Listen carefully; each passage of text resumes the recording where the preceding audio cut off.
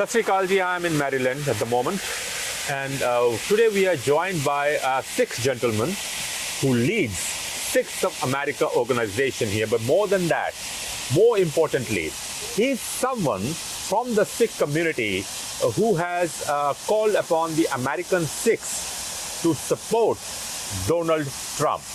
Meet Dr. Jasdeep Singh Jassi ji. Sat Sri Akal. Sat Sri Akal, Dr. Saab. Thank you so much for joining us. Coming straight to the point, what's the connection between Trumpism and Sikhi? Sikhi is a very universal religion. Sikhi is open to everyone, regardless of your religious background, ethnic background. We embrace all. Sabbe Malik ki jaat, ekko pehchan. But to bring this home, I wanted to tell you, when I first met Donald Trump in 2014, the first thing that comes out of a Sikh is to let the other person know about Sikhi. At least when I meet somebody new, I want to tell them who Sikhs are, where they come from.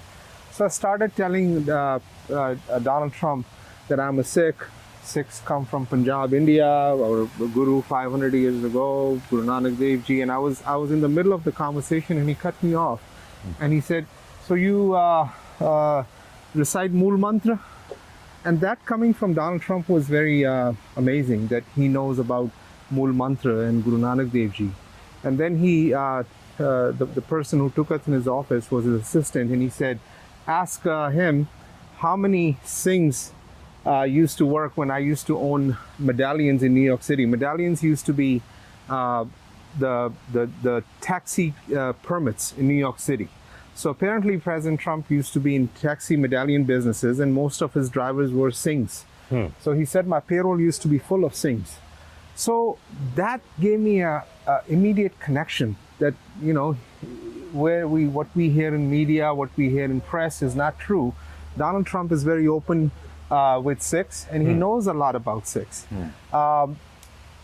I met his second wife a few years later, Melania Trump, who used to be a model, and she greeted me with Vaheguruji, and I was surprised. And this was in Trump International Hotel.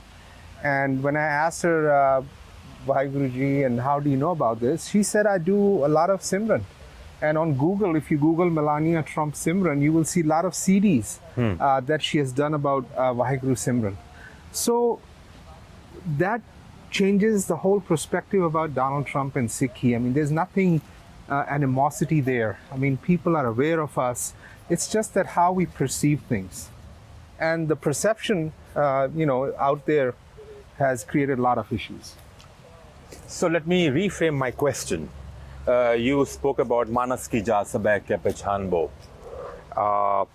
From Gurbani now, from Sri Guru Granth Sahib. Let me quote two lines here. Nicha andar neech jaat neechi huat neech nanak tin ke sang saath vadyaasiyon ke aris. This is Guru Nanak Sahib. Right. So, in the light of this doctrine, Right. and in the light of the perception that the world outside has about Donald Trump and Trumpism in particular, is that he is something, or Trumpism is something which is anti-immigrant. You yourself are an immigrant. Absolutely. Right? Absolutely. So how do these two things, which are apparently contradictory, reconcile in your thoughts? Again, it comes back to the perception created by media and the establishment. Trump himself is a second generation, third generation immigrant. His wife is immigrant. And he's not against immigration. He's against illegal immigration. There's a difference between immigrant, and an illegal immigrant. Every country, every nation, every neighborhood, every home, we have doors and windows. We don't want people who don't belong there coming in without proper documentation. We want guests come in our house when we invite them. Would you let somebody just come in your house? No, that's the same way with countries. So all Donald Trump is saying that we need to have strong borders where we don't have illegal immigrants coming in. We should properly vet them and then speed up the legal immigration process. bring the best talents to America, and he's all about America. So he's going to think about America first. And there's nothing wrong with saying illegal immigrations, we're going to stop, we're going to bring legal immigrants. So, big difference. He's not against immigrants, he's not against minorities. You sure? Absolutely. I mean, you tell me one instance where he was against any minority during his 4-year terms. So do you think that... we talk about, oh, Donald Trump is anti this, he's against minorities, he's against it. Give me one instance or one example where he did anything wrong for the minorities. And I will argue with you, or I will debate you on that. But I'm talking about the general perception which is out there. Perception is there, but perception is wrong. That perception is wrong. Absolutely wrong. And So- it's created, so do and you- people see through it. This time around, in this election, there's a lot change. I see a big movement, a big influx of South Asians now who were against Trump in 2016 and 2020. Now they are like saying, hey, we want Trump back. Because they have realized that his 4 years and these 4 years of Biden-Harris administration, what a difference it was. And they were better off 4 years ago. Today, America is in turmoil. We have huge inflation problems here. And inflation does not just happen to white people or black people or yellow people. Inflation hits everyone. It's hitting everyone's pocket. We have crime. Who has the most people who are hit with this crime? Business owners, small business owners, and South Asians, we Indians, Pakistanis are the most who have small businesses in this country, the convenience store owners, the gas station owners, the restaurants, small. So it's hitting us at home now. The crime is out of control.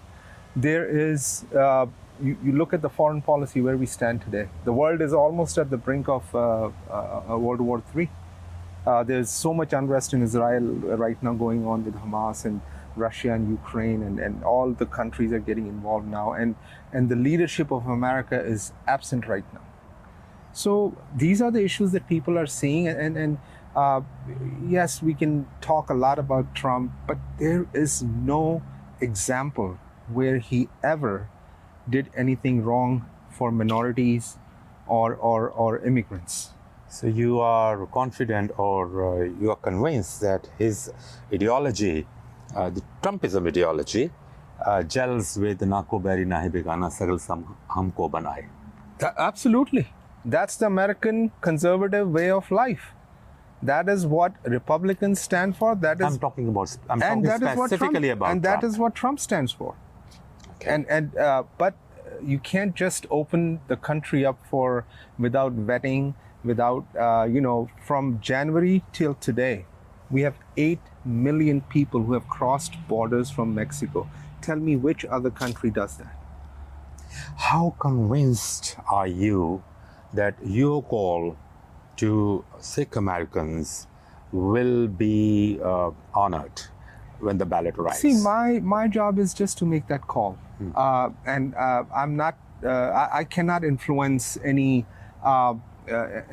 but it's the own decision. And like I said earlier, people are realizing, perceptions are changing. When they're comparing what happened in Trump's 4 years and then what happened immediately in Biden's 4 years, they can now compare. In 2016, they had nothing to compare. In 2020, COVID happened. Biden was kept in a basement, never came out. But now they can compare, and they're seeing that Trump's 4 years were much better, and they're making their own decision. And I'm going to give you one more thing. By default, we Sikhs, we Indians, are very conservative people. We have conservative values, we have conservative ideas. We are not for a society where you can rob people and get away with it. We're not a society that wants to be, have a drug culture, a weed culture. We are for strong families. We are for strong ties with our families.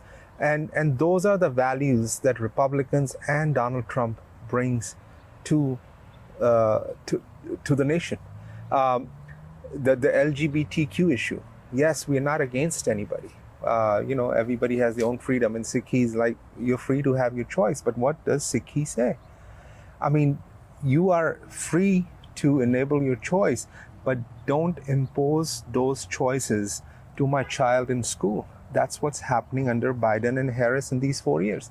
Children in American schools are being now told that they are free to choose their gender, and the government will pay for their surgery, and parents are kept out of it. So imagine your child goes to school and the teacher and the peer pressure tells them, hey, you need to change your gender, and the child agrees. Parents have no say in it. Politics is transactional. Let's assume for a moment that, okay, American Sikhs heed your call and support Trump. What are they going to gain out of it? See, it's not that what the Sikhs are going to gain of it. This is our nation. This is our country. Our children are going to be here for the future. So in a ocean, when the tide comes up, all boats go up. So if Donald Trump brings strong economy, strong foreign relationship to America, America becomes stronger, all of us will move up. Otherwise, this nation will... Will he? Of course. He has a proven track record of 4 years. In 4 years, President Trump is the only president. There was no new war started. In fact, wars were shut down. The economy, American economy, was so good in those 4 years. Never has been better than at the time of President Reagan. So he has a proven track record. We during his 4 years. But isn't he too much of an inward political leader who looks inward? No, he's not looking inward. He's a nationalist. He loves America. America first. Today in America, we have people burning American flag and raising Hamas flag. Hamas is a terrorist organization. And you're going to raise their flag in America and burn down on your country's flag. In American universities today, people's mind have been so much polluted by the liberal left, by the Democrats, that Americans have started to hate their own country. American football players who make millions in this country kneel in front of the flag, the country that gave them everything. So that's the kind of thinking Donald Trump changes. He's like, love America. Nationalist. Nationalist is not a bad word, believe me. Nowadays, they say nationalism is a bad word. What's the difference between majoritarianism and democracy? I'm glad you asked this question, and I'm going to tell you that even democracy in nowadays is failing throughout the world. It's controlled democracy. You can see that in America now. Democracy is again it's becoming majoritism now, where and it's you can see that when we used to think about banana republic countries, we had heard of this in India. The government uses their agencies to suppress political opposition leaders. That's happening in US now. We are seeing so many charges on President Trump, all unfounded. Some of those cases have been thrown out. The attorney generals and all of them are Democrats who were elected in those positions with the agenda that when we win, we're going to take Donald Trump to jail. So when you have this kind of a democracy, where you have made things that were fraud or illegal, now you made them legal under disguise of democracy. It's a failure of democracy. Such as you can vote in America without showing your ID. Nobody asks you your ID. I don't think any other country does that. Even in India, if you have to vote, you have a voter's ID card. Here in Maryland, you can vote without your ID card. You can just go tell your name and date of birth and you can vote. So, and when these changes are being brought, Trump's opposition is saying, no, we don't want these changes to be made, because they want this illegal things going on, which now they call legal. So there are a lot of issues here in democracy, and democracy is failing throughout the world. So in the nutshell, you believe that Trumpism is necessary to revive the allegedly failing democracy? It's not Trumpism. I would say it's Make America Great Again. That's his movement. And of course, we all want America to gain that leadership position in the world, that superiority, because it's needed. Right now, what's happening in the world, why are you seeing all this chaos? Because when in school, the teacher's gone, and off for a couple of days, the whole class goes crazy. Everybody's like, let me get his pencil, let me get his water bottle, let me, and they're whole chaos become out there. That's what's happening in the world. American leadership is absent right now. And the world is like, before elections, they want to grab whatever they can. Putin went into Ukraine, seeing that American leadership is very weak. Hamas and Iran was bankrupt when President Trump left. When he left, he made sure Iran was bankrupt and was not in a position to do anything in Middle East. But Biden administration came in, they gave Iran $7 billion in cash. They stopped their own oil production. America was the largest producer of oil during Trump, and all of a sudden it became zero. And what happened? Iran today has $500 billion in foreign reserve, and they're using that to fund terrorist groups, Hamas, Hezbollah, and creating issues. So doesn't this defeat the whole idea of Nako Beri Nahi Begana Sagal Samhang Ko Banai? No, but dekho, Nako Beri, Nako Begana, to is tarah the Guru Sahib, then we would have been against, we would have said, okay, Mughals come and, do whatever you want with us, but we fought with Mughals. So you have to fight with the evil. Nako Beri, Nako Begana doesn't mean that you just give up everything and embrace evil too. You have to find people who are evil. Iran, Russia, China, Korea, they are the axis of evil. And you have to have a strong leadership to put them in place. And that was done by Donald Trump. Dr. Jassim, thank you so much for joining us and speaking your mind. Thank you. Thank you.